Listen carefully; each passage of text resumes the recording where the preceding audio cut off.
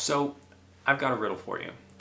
What do you get when you squeeze an iPhone 11 into the body of an iPhone 8? You get this, the iPhone SE, the $399 phone with all the right parts. But who exactly is this for? Let's try to figure that out together, shall we?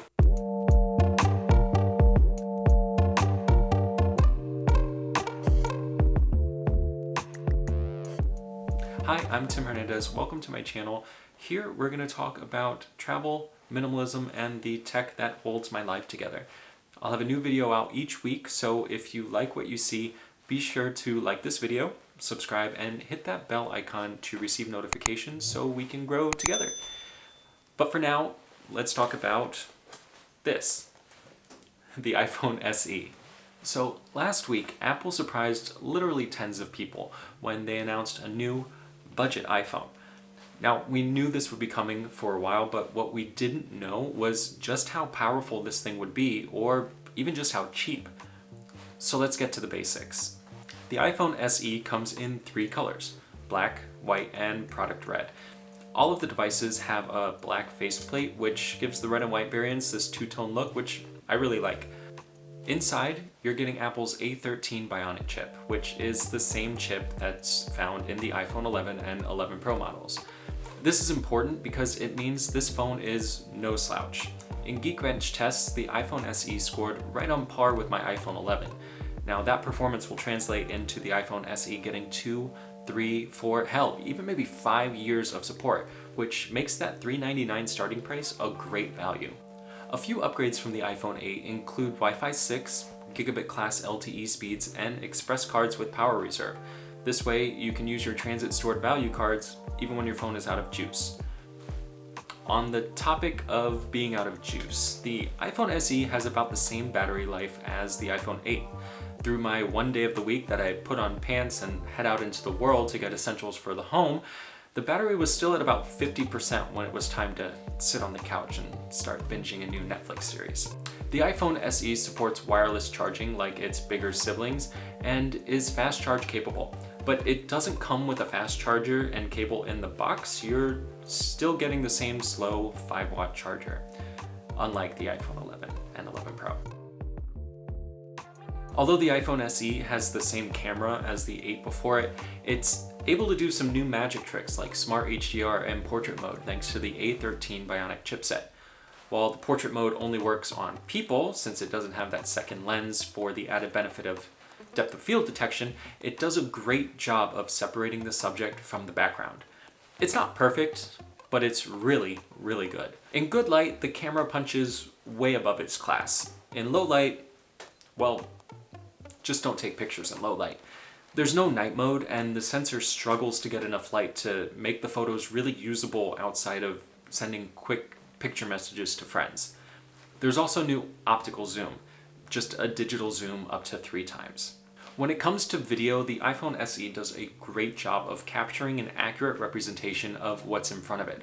It's able to shoot 4K video at 24, 30, and 60 frames per second, and it features the same cinematic video stabilization, continuous autofocus, extended dynamic range, and stereo recording as the iPhone 11. For selfies, this is the same 7 megapixel camera capable of recording 1080p video at 30 frames per second. Sorry, no slofies here. Also, there's a home button. Sure, Face ID is more secure than Touch ID, but with today's challenges, Face ID has trouble recognizing faces with masks. Not a problem for Touch ID, and honestly, I'm rather nostalgic for it. I miss being able to open my phone while I'm in the process of taking it out of my pocket, and I especially miss not having to swipe up to get to my home screen. The added step doesn't seem like much until you go back to Touch ID.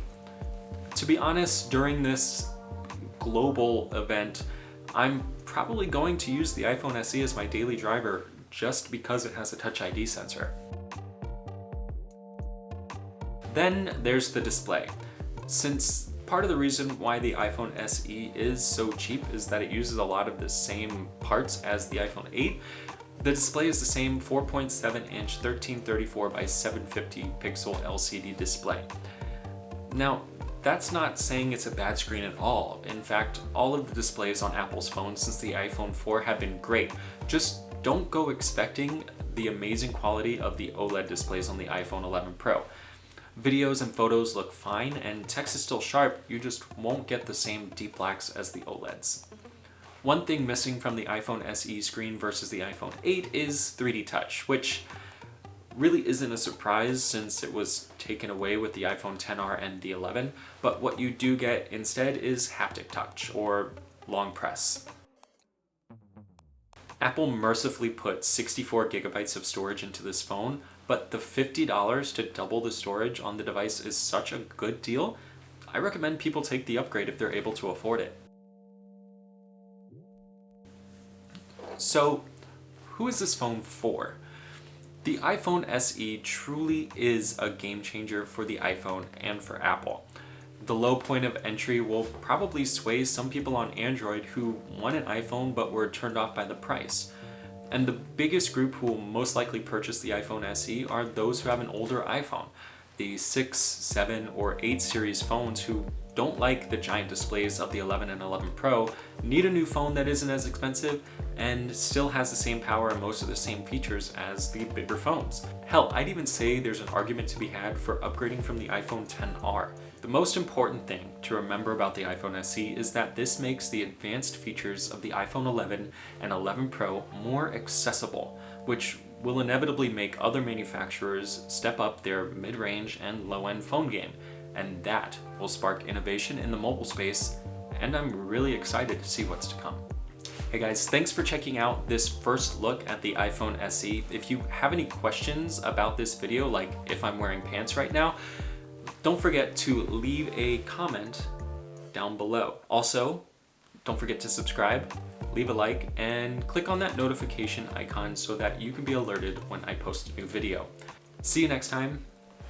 Please stay safe out there.